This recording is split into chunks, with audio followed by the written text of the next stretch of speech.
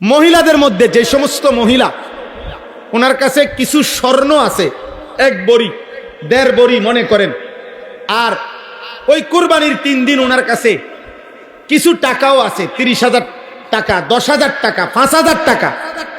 তো স্বর্ণ আর টাকা এই দুইটা মিলাইলে যদি 1,80,000 টাকা হয় দাম, দুটোটার দাম মিলাইলে, তাহলে নিঃসন্দেহে ওই মহিলার উপরে কুরবানি ওয়াজিব। বলেন বলেন কত লক্ষ কোটি নারীদের উপরে কুরবানি ওয়াজিব না চাচা? মহিলার 1 বড়ি স্বর্ণ গহনা আর মহিলার কাছে 10,000 5,000 টাকা আছে, তো দুইটা মিলাইলে 1,80,000 টাকা হবে নি? 1 বড়ি স্বর্ণের দামে তো 2 লাখ টাকার উপরে, 2,70,000। কিও মহিলার মাতেও না, মহিলারে বলেও না, মহিলারে এগুলা, মহিলা বেডিতে জিগাইলেও বলতো না, বা সাবধান, এটি তুমি বুঝদা না, তোমার কাম শুধু রুডি, তুমি শুধু রুডি বেলবা আর গোস্ত রাইনবা আর রাক্ষস বাকিগুলা খাবে, আর মহিলার কোনো আখেরাত নাই। বুঝেন নাই? মহিলার মনেও করাবে না। যেই মহিলা আজকে 40 বছর 30টা বছর তোমার সংসার করে, তোমার সন্তানের জন্য সে তার জীবনটা শেষ করে দিছে, সেই ফ্যামিলির মহিলা স্ত্রী, সে আজকে এত বছর সংসারের জন্য এত কিছু করে, তার জন্য কোরবানি দিলে অসুবিধাটা কি? অসুবিধাটা কি? 20,000 টাকা আল্লাহ দিছে, 25,000 টাকা আল্লাহ দিয়েছে, তো আল্লাহর দেওয়া সম্পদ আল্লাহর পথে ব্যয় করিলে আল্লাহ আবার দিবে। আবার দিবে না? কথা বলেন না। আগের বার কে দিছে, তো পরের বার কে দিবে? তো খরচ করার আগে দিছিল কে? তো খরচ করলে আল্লাহ আবার দিবে, আল্লাহ আবার দিবে। এই জন্য আমাদের সমাজে অসংখ্য পুরুষের উপরে, মহিলাদের উপরে কুরবানি ওয়াজিব। আপনারা খামখেয়ালি করেন, খামখেয়ালি করেন। আল্লাহ তাআলা আমাদেরকে আমল করার তৌফিক দান করেন। আমি এই শেষ কথা আমার এটা, কুরবানির মধ্যে আল্লাহ তাআলা বলছেন, বান্দা আমি শুধু 2টা জিনিস চাই। 1 নাম্বার জবানে আমার নাম, আমার জিকির। 2 নাম্বার দিলে তাকওয়া, আমি আল্লাহর ভয়, আমার ভালোবাসা। আমি তোমার থেকে 2টা নেব, জবানে আমার নাম শুনবো, দিলে আমি ভয় শুনবো, তাকওয়া। আল্লাহ তাআলা বলেন, তুমি যদি জিকির করো, বিসমিল্লাহ আল্লাহু আকবার, এটা যে বলো, আমি আল্লাহ তাআলা এটাতেই খুশি। আর দিলে যে আমি আল্লাহর জন্যই করেছ, এটা যে আমি বুঝ পাইছি, আমি এতেই খুশি। আমি এই 2টাই নেব, গোশত পুরাটা তোমারই দিয়ে দিলাম, আমার গোশত লাগবে না। ফাকুলু মিনহা, গোশত তুমি খাও, আত্মীয়রে খাওয়াও, গরিব দুঃখীরে খাওয়াও, আমার লাগবে না। আমি তাকওয়া চাই। আমি কি চাই? তাকওয়া চাই। আমি হারাম টাকা দিয়ে কুরবানি দিলে হবে না, তাহলে সেটা তাকওয়া হবে না, গুনাহমুক্ত হইলে হবে না, শতভাগ পবিত্র টাকা হইতে হবে। কি হইতে হবে বলেন না? আমার মসজিদ আজকে জুমার সময় জিজ্ঞাসা করছে আমারে, এই সুদখোরের কোরবানির কি হবে? আমি বলছি, সুদখোরের উপরে কোরবানি ওয়াজিব হয় না, কারণ সুদখোরের তো কোনো টাকাই নাই। এটা জানেন? সুদখোর তো ফকির, কারণ সুদখোরের সুদের যে টাকা, এটা তো হের না, হারাম তো হে মালিক না, এটা তাতে তো ফকির।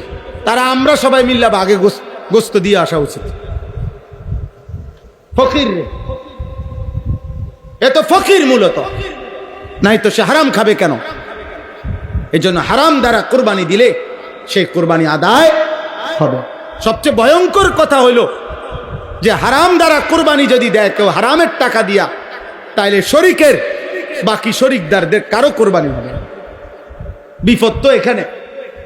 তুই তো গেছত, তুই আমগরও শেষ করছিস, মারছে তো মারছে, সবাইরে মাইরা দিছে, শেষ, বরবাদ করে দিছে। এই জন্য সতর্ক থাকা চাই, সতর্ক থাকা। আল্লাহ আমাদেরকে হালাল উপার্জন থেকে কোরবানি করার তৌফিক দান করেন। আল্লাহ তাআলা পুরুষ নারী মা বোন আমাদের সকলকে বুঝে শুনে কোরবানি আদায় করার তৌফিক দান করেন।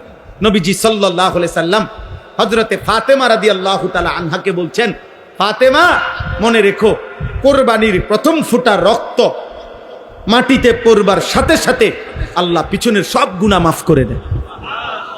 অনেক ফজিলত, অনেক ফজিলত, অনেক নেকি আব্বা, অনেক নেকি, অনেক নেকি। মহব্বতের সাথে ইনশাআল্লাহ কোরবানি আদায় করবেন, বলেন ইনশাআল্লাহ। কয়েকদিন নফল রোজা রাখার চেষ্টা করেন। কোরবানির আগের দিন পর্যন্ত 9 জিলহজ 9টা রোজা রাখা নবীজির মুবারক আমল।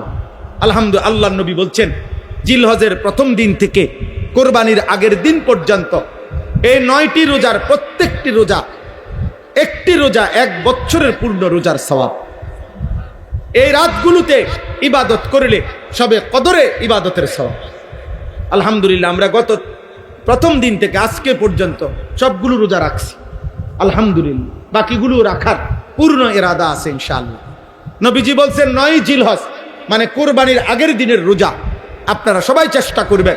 বুধবারের রোজাটা আল্লাহর নবী বলছেন 9 জিলহজ রোজা রাখলে আল্লাহ তাআলা তার পিছনের 1 বছর, পরের 1 বছর, 2 বছরের গুনাহ মাফ করে দিবেন।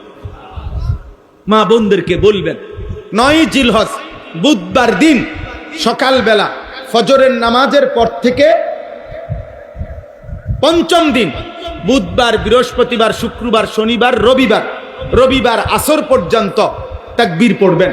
প্রত্যেক নামাজের পরে আল্লাহু আকবার, আল্লাহু আকবার, লা ইলাহা ইল্লাল্লাহু ওয়াল্লাহু আকবার, আল্লাহু আকবার, ওয়ালিল্লাহিল হামদ।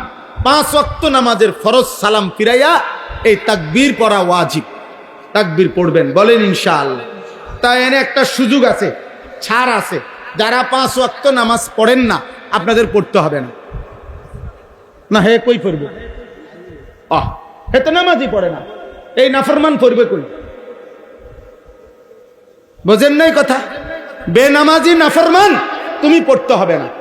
তুমি তাকবীর পড়বে কোন জায়গা? তুমি তো নামাজই পড়ো না। অতএব আগে কি সিদ্ধান্ত নেন? 5 ওয়াক্ত নামাজ পড়বো ইনশাআল্লাহ।